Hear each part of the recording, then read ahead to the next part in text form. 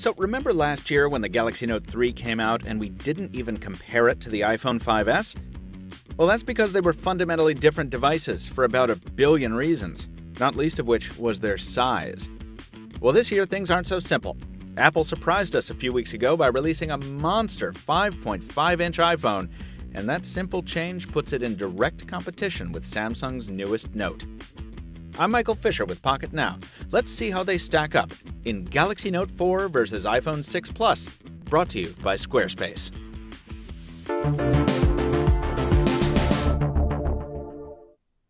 Used to be that Apple was the king of all things fit and finish, especially when it came to Samsung comparisons. But the folks in Seoul have stepped up their game this year.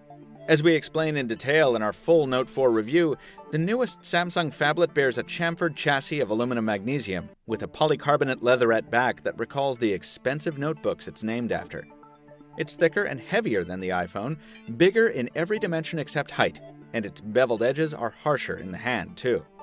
It's a phone that wants everyone to know it's not no sissy. It's a mammoth powerhouse, and you better recognize it. The iPhone 6 Plus takes a more subtle approach with its particular brand of big. It's more slippery, yet much more comfortable to hold and talk on, thanks to the curves that dominate its build. With an all-aluminum fuselage and the attention to detail that Apple is known for, it feels like the more futuristic of the pair, but it also seems more fragile, and maybe more prone to accidental damage. Aesthetically, it's not our favorite iPhone ever either, with its bold antenna inlays seeming out of place on this rounded hardware. Samsung's approach with the Note family is to see if there's a spec worth offering, and if so, to include it. Apple doesn't think that way, so the Note 4 has a Quad HD display while the iPhone settles for 1080p. The Note packs a larger removable battery and microSD storage expansion. Not so with the iPhone. With the Note, you can control your TV or media center via IR, you can measure your heart rate and blood oxygen level, and you can draw on your screen or scroll like a mouse with the included S Pen. The iPhone offers none of that. If you're looking for features above all else, well, stop the video here. The Note is your device. But hold on. What Apple brings to the table is just as alluring to some people.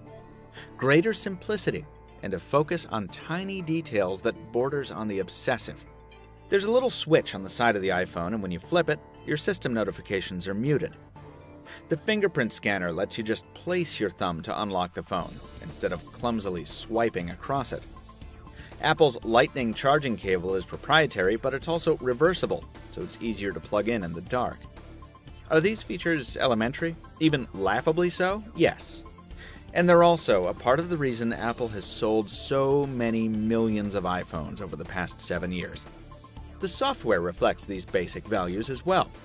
Rather than being endlessly customizable and often needlessly complex, iOS keeps things simple with a straightforward and familiar grid. Now, if you've watched enough of our videos, you know that not all of us are fans of that grid, which can feel a little like prison if you're used to tweaking everything on your phone. And on the iPhone 6 Plus, frankly, it seems even less justified. The most customization Apple permits is relocating folders and apps on your springboard, and even then you can't even choose where you want the empty spaces to be. Worse, every app takes up the full 5.5-inch display, and not many of them make terribly good use of that space. The Note 4, on the flip side, is kind of the poster child for intelligent use of screen real estate. First of all, you can arrange the display however you want. Mix and match widgets and icons, move folders and entire screens around, install a custom launcher, knock yourself out.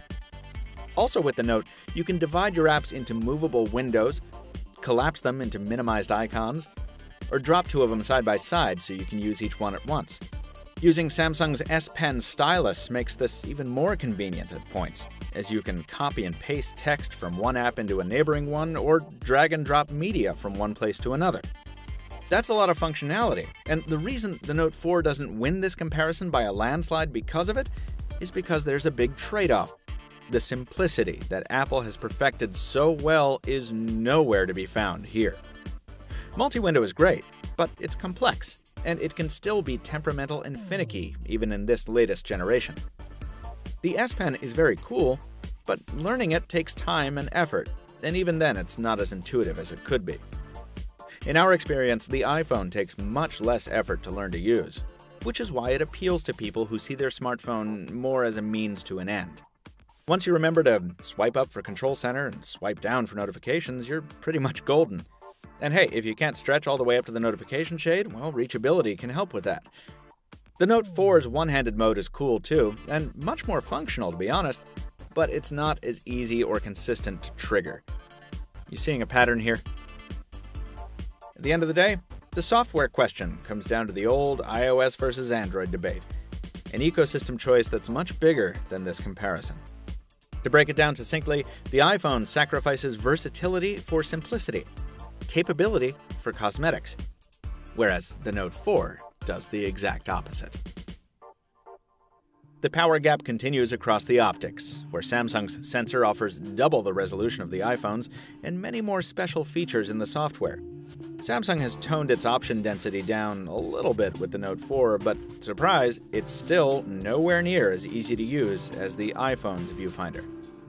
As for which phone's end results you prefer, well, that'll depend on your preferences. Both cameras are quite good, and if you prefer more authentic tones, you might lean toward the iPhone's less saturated results. But there's no denying that Samsung's bold, vivid colors and higher contrast are big eye-catchers. Samsung's HDR mode is also much more adroit at pulling light from the darkness. Apple's doesn't seem to really do anything. And since both units have optical image stabilization, they each do well in low light, though we prefer how Samsung deals with the artificial tones thrown off by light sources like street lights. The Note 4 also seems less susceptible to lens flare, a complaint we also levied against the iPhone 6.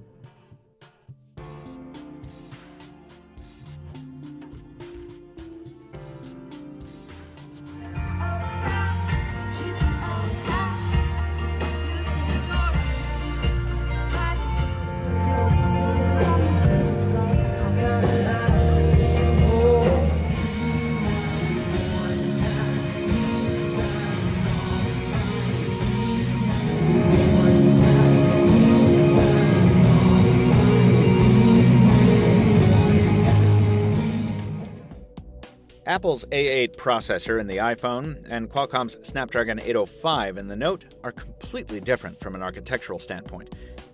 Fortunately, we don't have to talk too much about that because insofar as most consumers go, none of it matters. Both devices adroitly handle processing loads from the benign to the extreme. Now, each one shows occasional stumbles in everyday interaction, which is surprising given the amount of power under the hood here, but no device is perfect. Testing on AT&T in Greater Boston, we found the iPhone to be the more comfortable device to talk on, both physically because of its soft, rounded construction and because its earpiece favors clarity over sheer volume. Callers also said we sounded louder but less clear on the Note 4, with noise cancellation effectiveness about the same between the two. As for the speakerphone, we said in our Note 4 versus Note 3 comparison that we didn't like Samsung's decision to move it from the bottom to the backside, and the iPhone 6 Plus demonstrates exactly why. Its edge-mounted speaker is just as loud as the rear-firing unit on the Note, and it also delivers a fuller, richer sound, despite having less space to work with.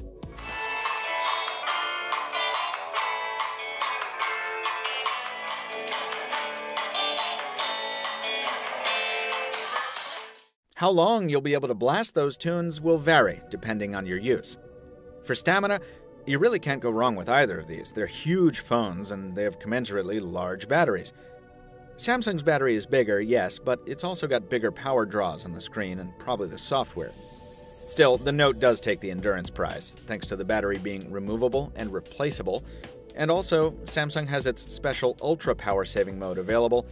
And once you do exhaust the battery completely, the quick charger in the box can get you back up to 50% in a half hour, which is just ludicrously fast. Finally, you can bring down the brightness on the Note's display to almost nothing to save juice, which is also handy for reading in bed or texting in a dim restaurant without blinding your neighbors. Who says Samsung can't sweat the small stuff?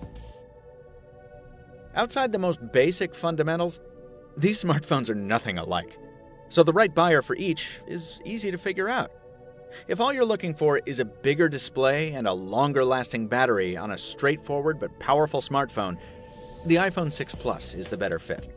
It's got the more polished ecosystem and fewer hassles on the whole, and its software showcases the ease of use that's made Apple a household name.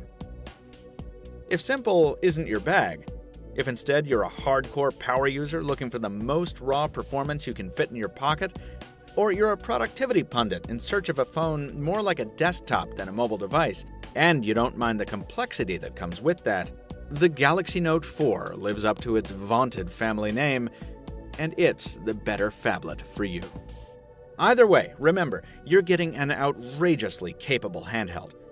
The only thing that makes one better than the other is how you plan to use that capability, and that, as always, is up to you. Once again, this has been Michael Fisher with Pocket Now, and this comparison was brought to you by Squarespace, the all-in-one platform that makes it fast and easy to create your own professional website, portfolio, and online store. For a free trial and 10% off, visit squarespace.com and enter offer code POCKETNOW at checkout. A better web starts with your website. While you're here, be sure to check out our Galaxy Note 4 versus Galaxy Note 3 comparison, and also see our full Note 4 review right alongside. Till next time, this has been Michael Fisher with Pocket Now, Captain Two Phones on Twitter, reminding you that, as always, it's the motion of the ocean that really counts. We'll see you next time.